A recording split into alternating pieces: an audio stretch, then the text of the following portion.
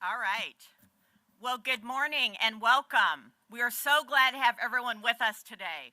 I'm Jay Perry, CEO of the Phoenix Local Organizing Committee, which collaborates with the NCAA to host the 2024 Men's Final Four. 80 days from today, the national semifinals will tip off on Saturday, April 6th at State Farm Stadium in Glendale, with the national championship game on Monday, April 8th. We've been working for years as a community to prepare for Phoenix's second Final Four. We promise that it will be an absolutely unforgettable experience for the visiting teams, alumni, fans, media, and our NCAA corporate champions and partners, as well as all of our Arizona locals. We thank the NCAA for selecting Phoenix and entrusting us with the crown jewel of collegiate athletic championships, the Men's Final Four. Basketball is the ultimate team sport. The same concepts that lead to victory on the court, as we saw last night with our Phoenix Suns. Unselfishness, attention to detail, hustle, and quite a bit of hard work. All those things will also enable us to deliver a spectacular Men's Final Four. Our team includes Arizona business, Native American, tourism, and sports leaders, as well as numerous municipalities, elected officials, and a talented staff, all working together under one banner. I would like to recognize the Phoenix Local Organizing Committee Board of Directors that are with us today, starting with our co-chairs, Tom Sadler from Arizona Sports and Tourism Authority. Big round of applause for Tom. And Ron Price of Visit Phoenix. Thank you, Ron. Along with our other board members, Ray Anderson, Andy McCain, Brooke Tadar, Lisa Urias, and Ken Van Winkle. The board is made up of community leaders that provide wonderful guidance and resources. We'd also like to recognize a few others. Mike Chismar, Senior Athletic Director, Operations and Facilities at Arizona State University, the host institution for the Men's Final Four. Thank you to you and the entire team at ASU. Where are you, Mike? Thank you, Mike. Also, Council Member Lisa Garcia of the Auction Indian Community and Trina Parvello of the Tohono O'odham Nation. Thank you for being with us. In the Valley, we're fortunate to have strong public support, and for that, we thank the cities of Avondale, Glendale, Peoria, Scottsdale, Tempe for their partnerships, as well as, of course, the City of Phoenix, our host here today. Thank you to all of you. The Men's Final Four is truly a community effort. We could not possibly execute an event of this magnitude without the help of nearly 1,500 volunteers who will generously donate their time and talent to roll out the Arizona red carpet. And the Men's Final Four, as you'll hear today, is much more than a basketball tournament. It's a 4-day community celebration, and there's absolutely something for everyone. And through legacy initiatives, we will discuss today the impact of the 2024 Men's Final Four will be felt long after the national champion is crowned at State Farm Stadium. The speakers today will describe some of these components to give you an idea of what makes the Men's Final Four a larger-than-life event. One important initiative that we've already launched is Read to the Final Four. It's a free statewide contest to inspire Arizona third graders to accelerate their reading skills in a bracket-style competition. The champion school and readers will be crowned on Friday, April 5th. And we're thrilled to share that already we have 15,350 Arizona third graders participating from 59 school districts and 240 schools across the state, including 150 Title I schools. And yes, we are excited about it. And I have to tell you, these third graders have already read more than 10 million minutes combined, and they are just getting started. You'll notice that many of us are wearing sneakers today. We are recognizing the 30th anniversary of Coaches versus Cancer, and we'll have more on that later. And now it's my pleasure to introduce Arizona Governor Katie Hobbs, a true champion for Arizona, for its residents, and for the men's Final Four.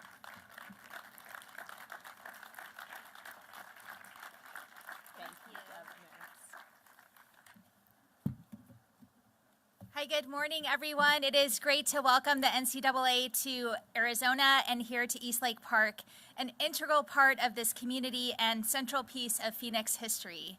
It was here that Phoenix's civil rights leaders came together as they pushed for equality, and today this center serves as both a reminder of the past and a place to recognize progress. Today, we are lucky to be celebrating two things. We are officially just 80 days away from the start of the NCAA Men's Final Four, and this historic facility will soon have refurbished basketball courts both inside and outside. As you know, Arizona is no stranger to hosting major sporting events, having been the home of Super Bowl 57, the Waste Management Phoenix Open, and the World Baseball Classic just last year. And each time, we show off why Arizona does it best, and that's exactly what we'll do again in April. Tourism is a big part of Arizona's booming economy, and the men's Final Four will have a major impact on businesses across the state, especially in the lodging, hospitality, restaurant, and transportation sectors. In 2017, the last time Arizona hosted this event, the Final Four generated $324 million in economic impact. And I have no doubt that this time around will be just as successful, if not more. But the benefits of the men's Final Four go far beyond the economic impact. This event also leaves a positive legacy that will endure long after the games have been played. Today, you'll hear more about important community projects that will take place in the run-up to the 2024 Men's Final Four, one of them right here at Eastlake Community Center, a gathering place enjoyed by so many local residents. I want to thank the NCAA for choosing Phoenix to host this iconic championship for the second time in 7 years. No doubt our partnership will continue far beyond this year's games. And I also want to wish Arizona's teams the best of luck as they pursue their dream of playing in State Farm Stadium for a championship. So to our Arizona State Sun Devils, University of Arizona Wildcats, Grand Canyon University Antelopes, and my alma mater's team, the Northern Arizona University Lumberjacks, I know you will all make Arizona proud. Thank you so much.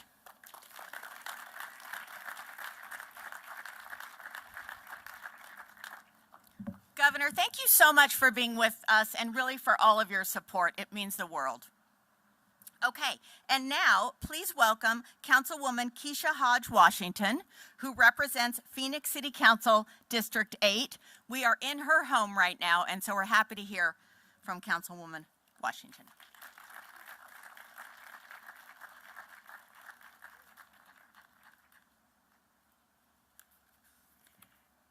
Good morning. Good morning and welcome to District 8. It's my pleasure to have you here today. Eastlake has a long and glorious history in the Phoenix community. It was established back in 1889 as a gathering place for neighborhood meetings, picnics, concerts, sport events, and other recreational activities for African Americans. The center and its namesake played a central role in the civil rights movement in Arizona. It hosted numerous rallies and visits from civil rights leaders such as Dr. Martin Luther King. The park was also the starting point for many civic marches to the Arizona State Capitol, and has hosted a large Juneteenth celebration for many years. And on Monday, we started our annual MLK March right on the street next door. I am so excited to announce that the indoor and outdoor basketball courts here at the historic Eastlake Park will be refurbished in the NCAA's Final Four Legacy Project presented by Degree Deodorant. You will hear more of the details of this project later in the program, but I am so grateful for the support of the NCAA, Unilever, and the Phoenix Local Organizing Committee to provide a positive and lasting impact on our community. Thank you each and every one of you for being here today, and have a great day.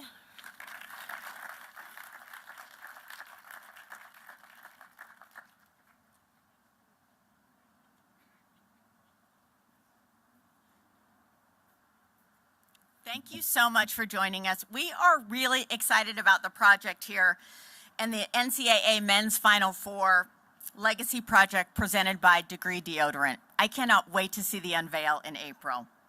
Now we're going to roll a quick sizzle video before we get into our panel, so check out the screens. Phoenix was born for basketball. A place where the love for the game runs deeper than the canyons, and the excitement is as endless as the Arizona sky.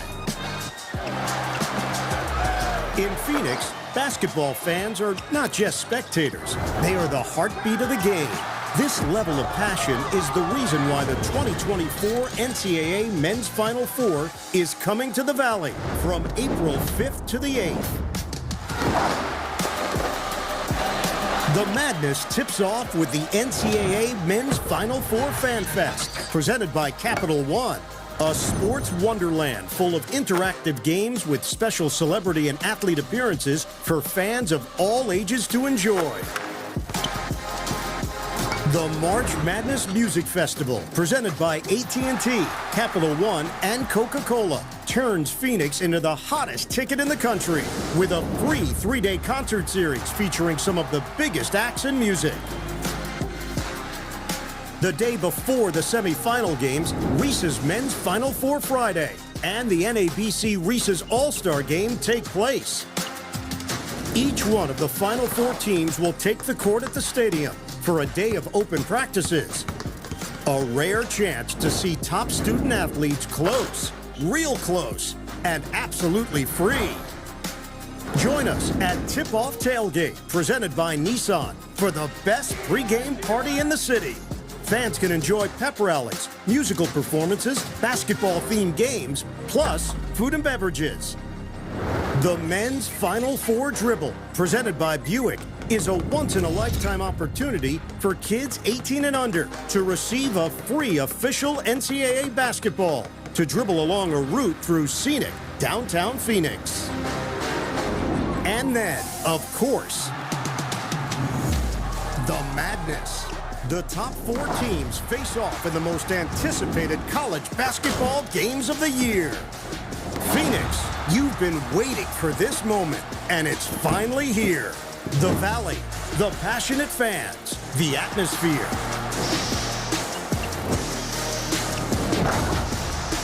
Everything is ready.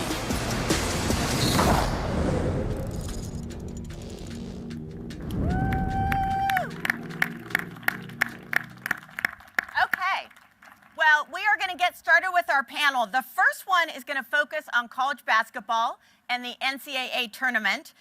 And it's my pleasure to welcome Dr. Charles McClellan on your right. Dr. McClellan is chair of the NCAA Division I Men's Basketball Committee, as well as the Southwestern Athletic Conference Commissioner. Please welcome Dr. McClellan.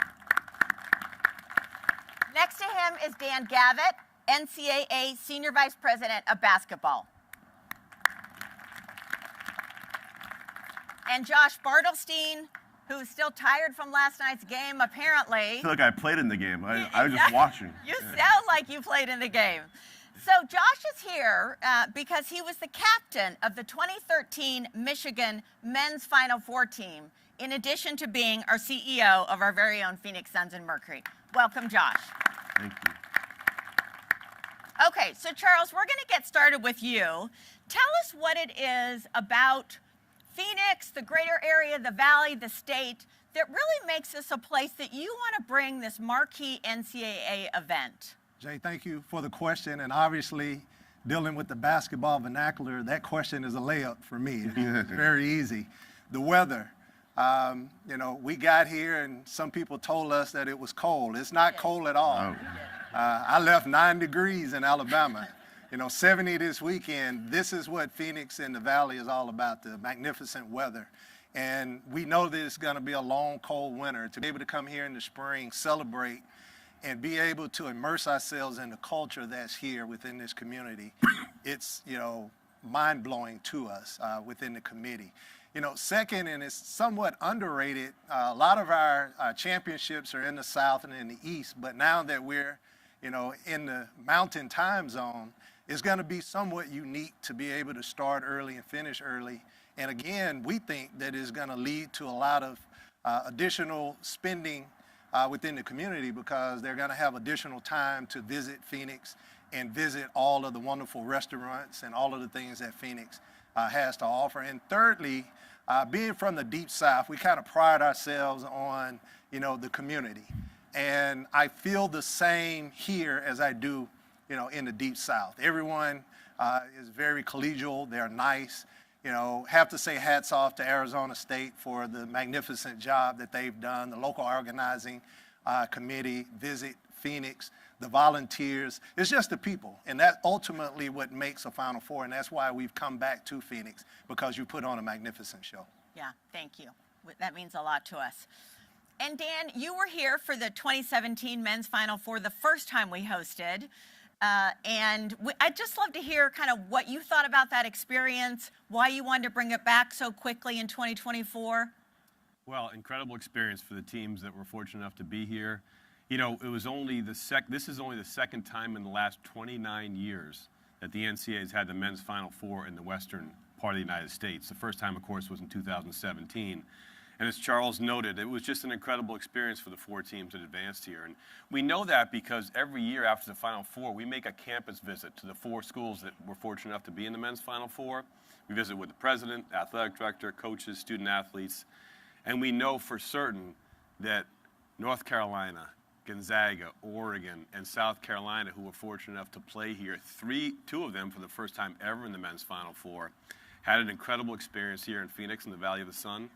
And we're fortunate and know that whoever advances and is lucky enough and talented enough to get here in April will have that same kind of experience. Couldn't be more thrilled to be back. Excellent. Thank you. Well, just sticking with that kind of history, you have amazing basketball roots. It's in your DNA, Dan. There's nothing you haven't done in college basketball. But talk about kind of the history of Arizona and what our history is around championships and March Madness. Well, incredible history, and of course, continuing to grow. This will be the 25th time that the state of Arizona has hosted March Madness games. The very first time was in 1974 in a brand new McHale Center in Tucson, where they hosted the West Regional. And the very first game ever played there was a 111-100 triple overtime game that UCLA beat Dayton, thanks to the heroics of Bill Walton quite a while ago. About that. Incredible history. And since then, we've had games, of course, in Phoenix and Glendale and Tempe. This will be the 7th time that games will be held here in the Valley of the Sun, and just the 6th time since 1999 that we've been here. So you can tell that the NCAA loves bringing its premier event here to the Valley of the Sun, and will continue to do so, I'm certain. The first game of the semifinals on April 6th will be the 100th game of March Madness played in the state of Arizona. And we're looking forward, of course, to bringing the Women's Final Four back here to Phoenix, to your Sure, all right, can't wait. We are too. in 2026. Yeah, we are too. Thanks, Dan. Well, Charles, the NCAA tournament selection process certainly gets a lot of interest from media and fans. And with the regular season almost, halfway over, which is unbelievable, it's flying by, what's the committee focused on? Can you tell us who you're going to invite to the big dance? Can you give us any insider information? But just what can you tell us about the process? Michigan's struggling right now, so let's make sure you evaluate the whole season, not just right now. We're under 500, but we're coming. Oh, So okay. you're seeing our talking point. We're coming. Well, we actually start evaluating games on day one. So our process literally started back in November. We have committee members that break up different conferences to the tune of a primary for 3 or 4 and then a secondary. So each member will have approximately 7 conferences. So we want to make sure that no stone is unturned when it comes to basketball, whether that's injuries, coach availability, just any intricate detail when it comes to evaluating these teams. We have so many metrics that we look at. When you walk into the committee room, there are 4 monitors, right? And this monitor has all of these different matrix and information. So there's literally no stone unturned. We'll look at every team. It's 360 plus Division I teams that we'll take a look at. And ironically, we have a monitoring call this afternoon that we'll get together and our committee members will start to hash out what teams they like, what teams they think needs that additional improvement, which we call under the consideration board. In approximately 3 weeks, we'll get together in Indianapolis and we'll have our top 16 unveiled. That'll be on our television network that Saturday as well. So there's a lot of work that goes into it prior to us getting into the selection room here in a very short couple of weeks. Wow. I mean, did you have any idea, Josh, that was happening when you were in the men's Final Four? Our job was just to win. If you won, it took care of all of it and all the details. But I would follow it. I was the analytics nerd who was following Twitter on my phone to see what the rankings were, because this is when you guys started releasing things. They do the mock simulations of it. So I was following very closely. If I would have known these guys, I would have been texting them saying to move us up a little bit, but it all worked out. You've got their numbers now. I sure do. You're good. Sure do. I'll be working them all the way through. So Josh, let's talk about your experience, right? The student athlete experience is really important to the NCAA. Obviously, you've been through it. We love hearing your firsthand experience as a captain of the Michigan team. But what do you remember about that run up to being in Atlanta and just the tournament in general? It still gives me the chills. Besides meeting my wife, the next best thing that ever happened to me was playing in the Final Four. It was the coolest experience ever. As a kid growing up, my dream was to play in the Final Four. It was to see the video that plays and then all the fans. And it's like the life of a rock star. So you land and you get a police escort, which is the coolest thing ever. And there's a band playing in the lobby. You're like, I've really made it now. I was here. I've gone straight downhill ever since then. But from practice to the games, and just it's a whole event. For every single night you have something, and you're talk of the media world. You're talk of pop culture, sports, and they do such a good job with it. Every detail is intentional. So for the student athletes coming, you think you know, but you truly have no idea how life-changing it will be. And I always say, if I didn't get to play in that and get to be the captain of that team, I'm not sure I'm sitting here. The doors that open for me to be on that level is, I think, a big reason why I have the opportunity I have now. Yeah, yeah. And did you take any mementos from that game that I you want to talk I about? did. Or?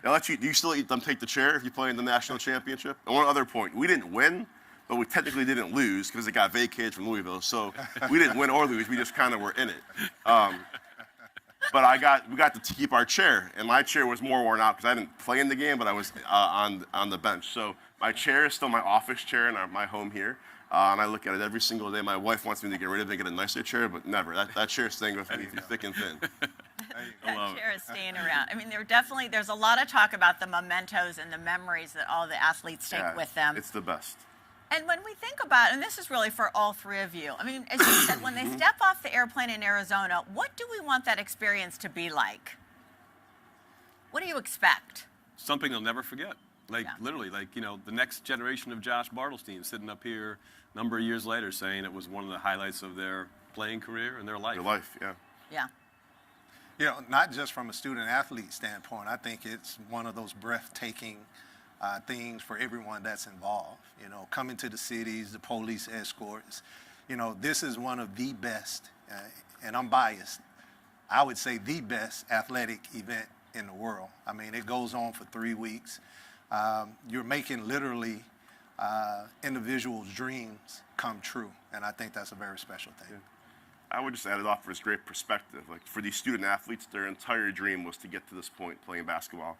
Their families took them to AAU tournaments and youth tournaments to get to this point, and you make it here and you feel what that is. So I just hope everyone, when they get here, they take one step back. Of course, you want to win the whole thing, but just enjoy the moment because it all is so fragile and goes so fast, but it truly is a life-changing event. Yeah. When you think about it in the sport of basketball, too, you get the Olympic Games, of course, the NBA Finals. The ultimate in basketball is to play in the NBA and play for a world championship. But at no time will a player ever in their career play in front of 70,000 people than except at the men's Final Four. It's a once-in-a-lifetime experience to play in a building that big with that many eyes focused on your game. Well, thank you all. I love the insights. I love the perspective. This just got me even more excited about what we're creating here over the next 80 days. So thank you guys for your time. Thank you. And we will ask our second panel to come up. Thank you. Thank you. Thank you so much. Really appreciate it. We're still on the mic. Thank you, Charles, very much.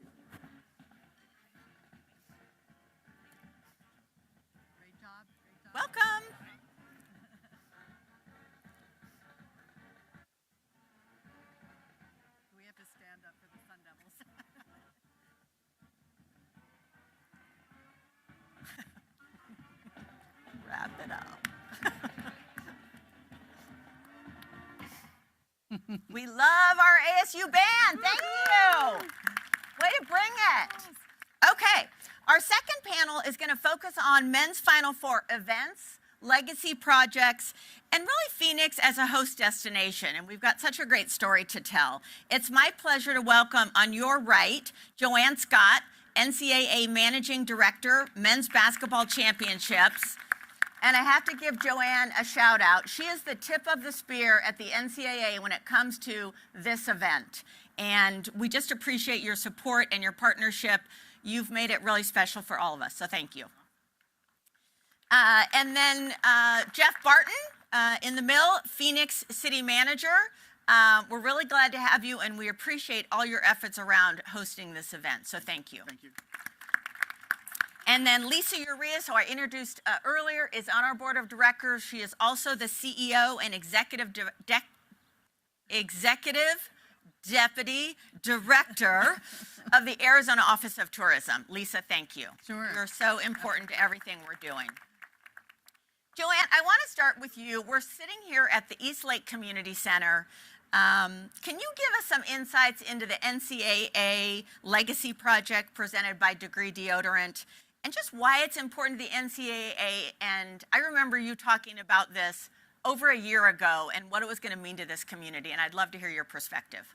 Yeah, sure. It's awesome to be here, and like Charles, happy to be doing a press conference outside where we're from Indianapolis, where it's I think 9 degrees. So we're just thrilled to be here. But before I go there, I just want to give a big shout out to the Phoenix Local Organizing Committee, to the City of Phoenix.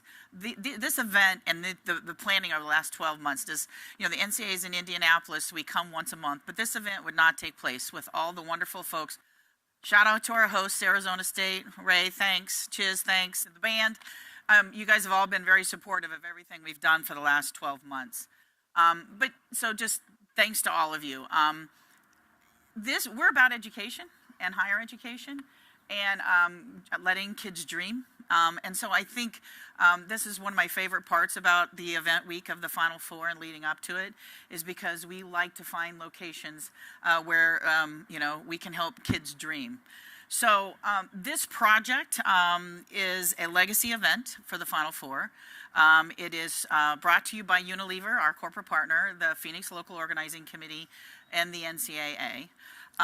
It's about just revitalizing this community and doing what we can do.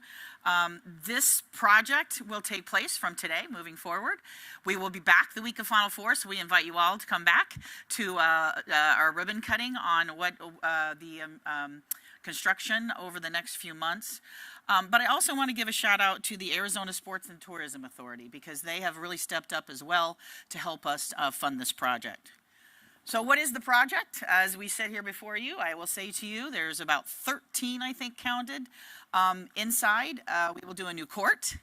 We will do new hoops. We will install backboards. We will have new benches, new bleachers, scoreboard, shot clocks. We're going to put in a new weight room. We're even going to put in a new weight room floor. And then outdoors, with the outdoor court, same thing, court, hoops, backboards. And then again, education, is of all aspects of not just sport, and art is a big part of that. And so we're going to do a mural as well with a local artist as well with the center. So stay tuned. Like I said, welcome back so you can kind of see all those improvements when we come back. So when we're visiting facilities, this facility is about 20,000 kids annually that will use this facility, and 8,000 inside and about 8,000 outside. So we hope to provide an opportunity for them to keep dreaming. And I know the Martin Luther King Arizona Classic is held here, so by next year, the facility will be ready to go after we do all this improvement in the next few months. So this is where we hope the next gen, we like to use the word next gen. What are we doing for the next gen?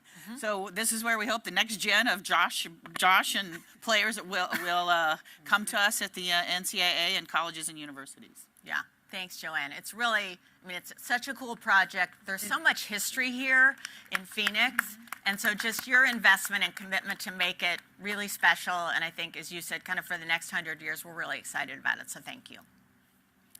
And so when we look beyond that, kind of tell us how men's Final Four can be consumed by any fan in the Valley, even if they don't have a ticket to the game. We talked about it as like a larger than life event.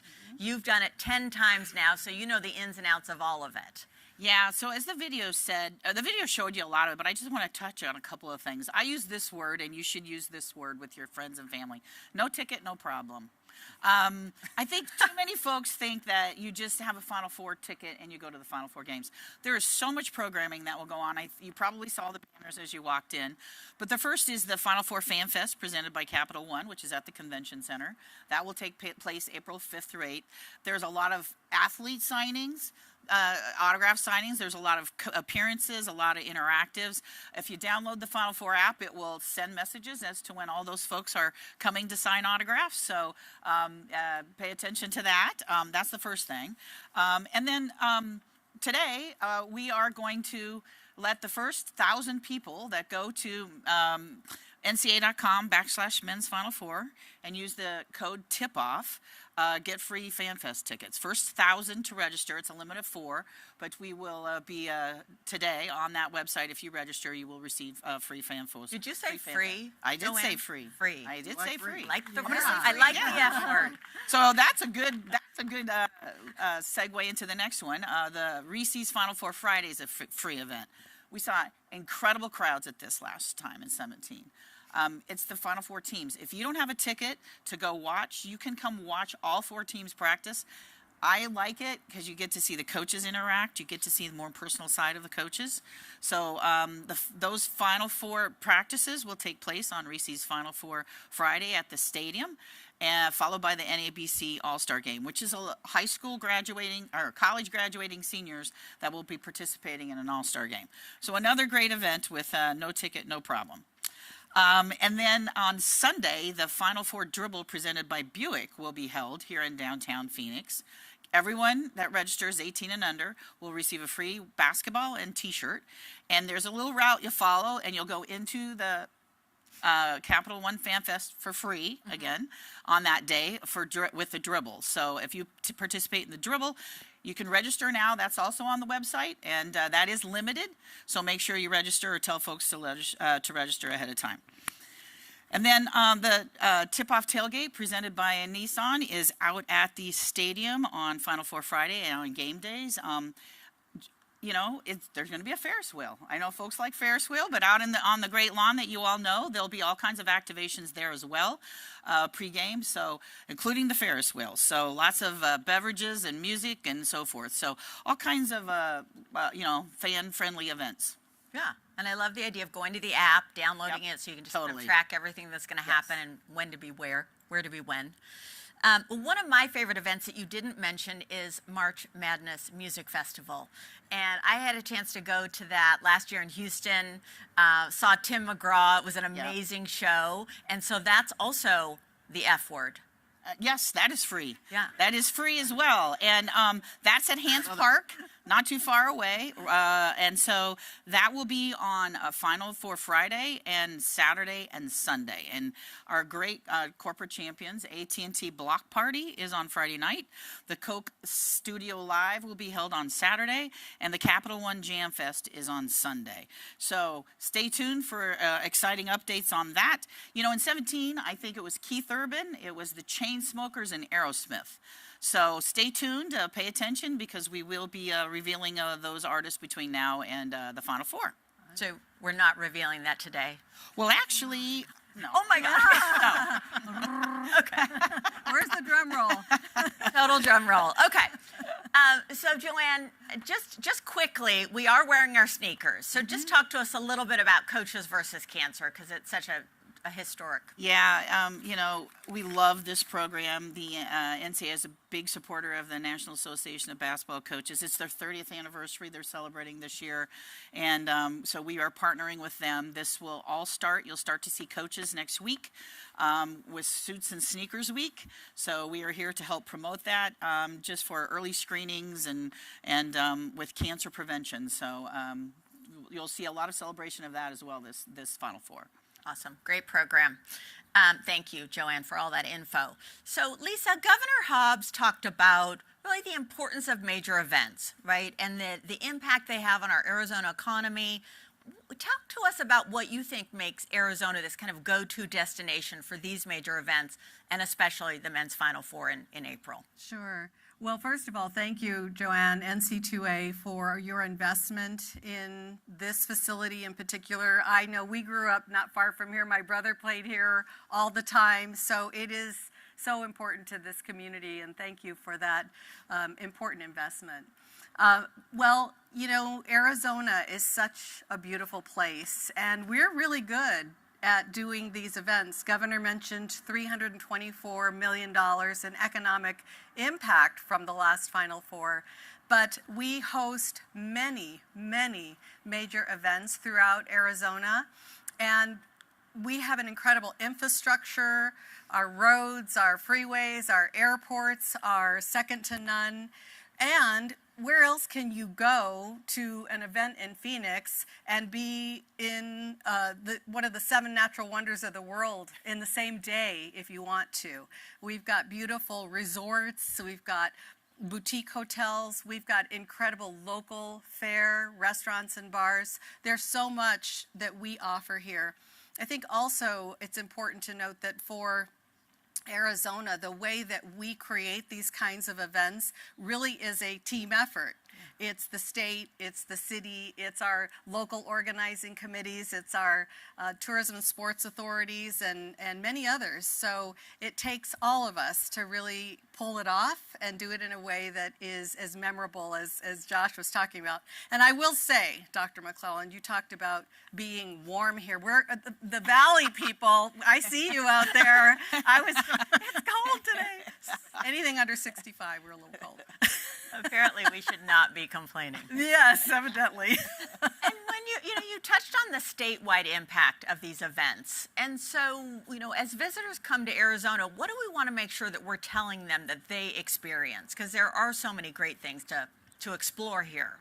Yeah, I mean, some of our role is really to help people understand all of the things that they can experience while they're here, in addition to the great activities that are part of the Final Four. There are many, many things that Phoenicians love to do as well. We go out to all kinds of places within the valley and within the state. So driving them to our rural communities, helping them see what's happening in Tucson. We have a UNESCO gastronomy designation in Tucson. We have beautiful borderlands. We have wineries all over the state. I'm hearing more and more about the wine country. I've got to be The wine honest. country Yes. has really grown up. Yeah. In Arizona, and I'm a little competitive, so when I go to these national tourism industry events and they have the Sonoma wines and they have the Washington wines and I'm like, wait, we need the Arizona wines We're there here. We've because arrived. we have definitely arrived, and so there are many beautiful things to do. So that's really what we work to do, is help people explore what they have, what options they have to do while they're in Arizona. Lisa, thank you. Of course. Well, you mentioned our airport. I want to get to Jeff. I was so proud of our airport. I love going through our airport, and when it was voted by the Wall Street Journal as the #1 airport, and those are high marks. They are. Yeah, so just talk to us about how you think about hosting these major events. You do an amazing job with the fan events, every single time. You've obviously got a great playbook, but tell us how you think about it. Sure. First and foremost, I want to thank you, Jay, for giving me the opportunity. I also want to thank the NCAA and the host committee. And Joanne talked about this legacy project. As former budget director for the city of Phoenix, I love the word free. I love the project being put in. It's not something that I have to figure out how to pay for. So that's first and foremost. But I think as the 5th largest city in the country, first and foremost, we have to accept the fact that we are in the big event business. All eyes are on us. We've hosted everything from the Super Bowl to the NBA All-Star Game to the Major League Baseball All-Star Game. We just recently hosted a World Series that the Diamondbacks unfortunately didn't pull off. We're hosting. We were there. This is our second men's final NCAA event that we're hosting. We've got the women's in 26. We've got the WNBA All-Star Game in 24. So we accept the fact that we're in the big event business. We actually, we revel in the fact of putting those on, but I also fall back on the fact that I've got the best municipal employees in the entire country. And so those 15,000 employees are what makes this work. And just like the teams that are coming here for these games, it's all about practice and preparation. And so we go through countless models and scenarios of trying to make sure that we have every aspect of this right. And so it's planned to the hilt. And so again, that's what makes it special. I think the other thing that makes it special is for those that are here, you don't have to go to the event like Joanne talked about. It's the experience itself. And there's something for everyone. I remember my first exposure to the NCAA. My aunt was a tutor for the '85 Villanova team that won the NCAA tournament. And then my cousin, Rodney Monroe, was an all-star guard from NC State. So, you know. And we've had our U of A folks. Right. Right? So, you know, those are things that are great. But then even people that don't follow the sport, your office pools, all those things that just bring a heightened amount of energy to the state and to the event. And it's fun. Yeah, awesome. I love it. Well, is there anything that you think about you want to make sure that fans are experiencing when they do come to the Final Four, or how do you want them to feel after they've, as you said, kind of taken part in all this grandness? I think the thing that makes Phoenix unique, and I'm also having to recognize the fact that, you know, we're a part of the thing that makes this work. And there are other regional neighbor cities like Glendale that are our partners in making this thing work. I want to recognize them, but I think the thing to remember is that we want to accommodate everybody. We want to make sure that everyone has a good experience, like Dan talked about, and Dr. McClellan talked about, and Josh talked about. We want to be a welcoming city, a welcoming environment for all. So we want to make sure that everyone enjoys themselves from the time they land in the best airport in the country until the time they leave. Awesome. I love it. Well, any final comments about events? Anything you think we've left out? Is everybody ready to phone a friend about the free tickets to FanFest? Arizona's a basketball community, from our sons that we've had from the beginning to our wonderful college ball players. So we're very excited about the Final Four. I'm excited, and I'm excited to actually be able to plan these. But Josh, I need to plan a parade. So someone win a championship. I'm tired of planning them and nothing happening. So just We should have done it for the Diamondbacks. We should have done it anyway. A lot of pressure on you, Josh. I don't know if you're feeling it. You seem to be taking it well. You know, we've had a theme since we started planning, 82 and sunny. And we've shared that to, you know, that March is coming, especially with the winter we're having. But when we Google the weather in Phoenix in April on these dates, it's 82 and sunny. So I think the weather always has a big part of it. The other thing I would say is just a shout out to all the people behind the scenes, you know, like the band, the Arizona State Band. There's so many people on large events like this that the general public does not know behind the scenes. I'm going to give a special shout out to the two people behind the backdrop holding it up. You might not even have noticed it, but that's what happens in a Final Four. That's what happens in a Final Four is that you know, you have to be you just have to be, you know, willing to do whatever's asked of you, and there's a lot of folks behind the scenes. So that's just a shout out to them. Yeah. Well, I want to thank all of our panelists for giving us a primer on all the great things that are going to come over the next 80 days. In addition to that lasting legacy that will be here in Arizona. Before we wrap up, I do want to remind everyone about the events. And so we've got a screen graphic that kind of gives an overview because we covered a lot this morning. I want to just put an exclamation point on two of the things we touched on. The first is the first 1,000 people that go to ncaa.com/men's Final Four and use the code TIPOFF will get free tickets to Men's Final Four Fan Fest presented by Capital One. I'm excited about that, and I'm actually going to call my family because, as you said, they're also looking for tickets to stuff. And then second, I would like to point out the registration opens today for the Men's Final Four Dribble presented by Buick. This is for kids 18 and under. They're going to get a free basketball, a free T-shirt, and they're going to bounce their way around downtown Phoenix for free. So that's going to be a really fun one on Sunday of the weekend. We want to thank the NCAA and your corporate champions and partners and all of our local supporters. I see so many familiar faces here today. We appreciate you coming out on this chilly Arizona morning. And we do want to thank Unilever, the City of Phoenix, and Arizona Sports and Tourism Authority again for their collaboration on this incredible legacy event. I really can't wait to see the transformation come April. So with that, For the media, we will have speakers available for one-on-one interviews afterwards, and you can see Andy and Kristen. Andy up front to get that going. I would like to ask all of our speakers to return to the stage for a very quick group photo. And we are concluding our program. And again, thank you all for your support of the Final Four. It's going to be an absolutely great ride. Thanks for coming today.